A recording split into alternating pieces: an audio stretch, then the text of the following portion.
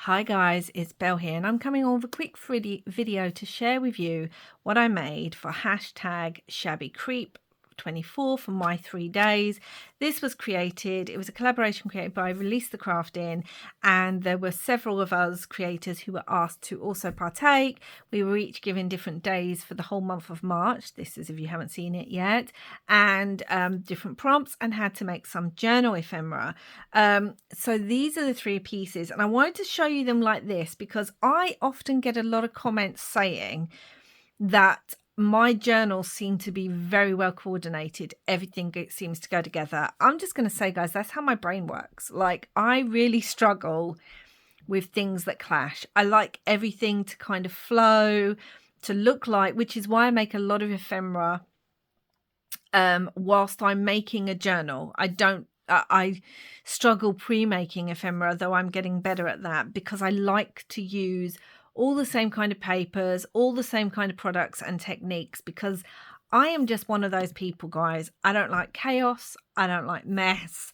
I like everything to match in some sort of way. It's just how my brain works. I really struggle with yeah, the opposite. I really struggle if things are just, and some journals like that can look amazing, but it's not how my brain works creatively. So you can see by looking at these together that they actually are really, sorry if you can hear noise outside. It is the half term here in the UK, and there are kids outside, and for some reason they seem to be screaming rather than just playing. I don't know.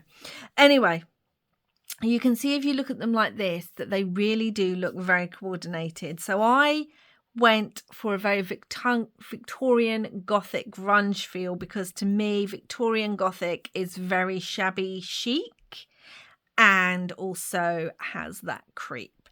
And just in case you haven't seen my first video, these were all inspired by my October daily that I made a couple of years ago.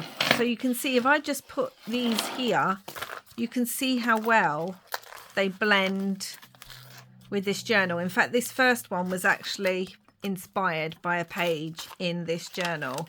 But yeah, they just go really well with it because they were inspired by this journal. So again, you can actually see this, but I brought this journal so that you could see them like on a page, these pieces. So the first thing we have is this altered envelope. See the back of it, lots of lace. It's magnetized, so it can actually go over a page like that and be magnetized and hold itself on, and that would be a tuck spot. And then it also has a little tuck spot in there for extra writing. Let me close this up a minute, for extra writing like so. Keep struggling to get that back in. I think it needs to be trimmed a bit more. Probably not. It's probably the way I'm using it. So this was my first piece. Absolutely loved it.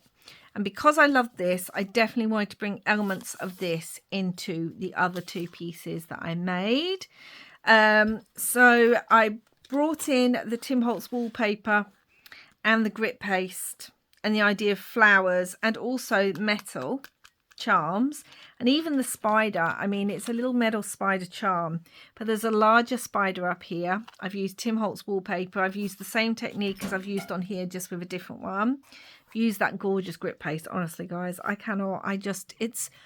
think it's one of my favorite Tim Holtz products. It really is. I love it. It's perfect for me.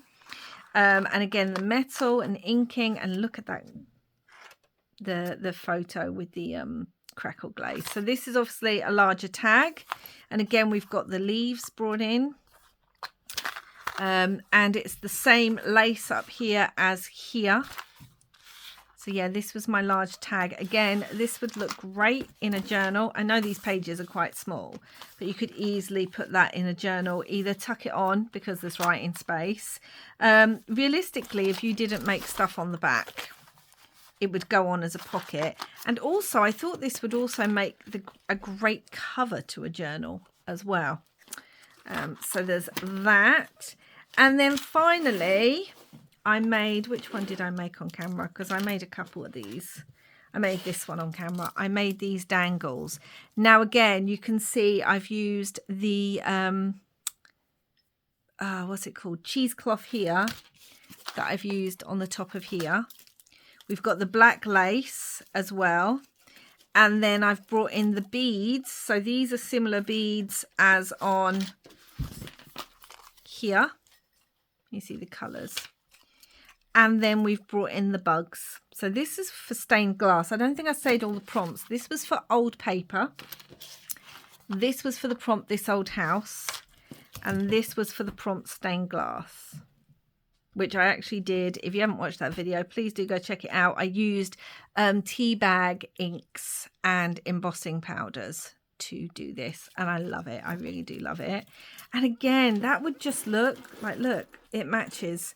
It works on the side of the journal so well. Or, I mean, this has already got a really large charm on the edge, but if I held that charm there, it would work hanging off the edge of this journal too.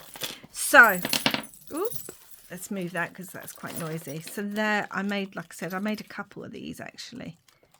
And again, you can see it's the same beads. So this is what I made for my prompts. I made a large tag, an altered envelope, and altered paper clips. And they all work so well together. And again, I just like always showing you everything I make in case people miss the videos. And also, I have had a lot of questions or comments saying about how everything I make sort of coordinates on a project.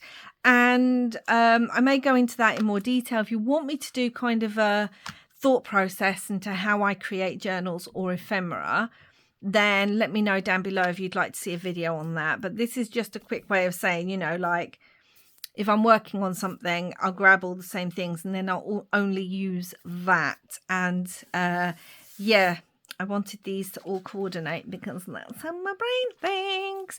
Please do go check out everyone else. I still have a couple of videos to catch up on. And I've definitely been inspired to have a go at quite a few things myself. So I'm definitely going to be doing that. I will leave the links to everyone who took part down below. And go and watch my videos if you haven't already, if you've missed one of them. If, you know, I know these are very grungy and that's not everyone's style. It's mine, but it's not everyone's. But these are easy to adapt to other styles. So yeah, that's it for now, guys. Thank you so much for watching. Please do like and subscribe. And wherever you are in the world, I hope you're having a lot of crafty fun. Bye.